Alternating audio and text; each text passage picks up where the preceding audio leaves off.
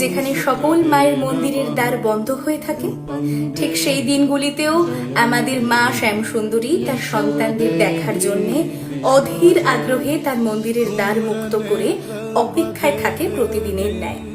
আগামী 24শে জুন অর্থাৎ মঙ্গলবার সন্ধে 7 ঘটিকায় অন্ধকারে একটি মাত্র ঘিয়ের প্রদীপ প্রজ্বলন করে আমাদের মায়ের আষাঢ়ী অমাবস্যার সন্ধ্যা আরতি উদযাপন করা হয়ে থাকে। কথিত আছে এই সময়ে মায়ের দুটি চোখের মণি নড়তে দেখা যায়, আর আমাদের জীবন্ত মা খিলখিল করে হাসতে থাকে।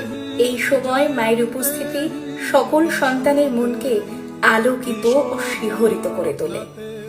এটি একটি অদ্ভুত ও অলৌকিক দৃশ্য, যা দেখতে পাওয়া আমাদের মায়ের সকল সন্তানের কাছে পরপ্রাপ্তি।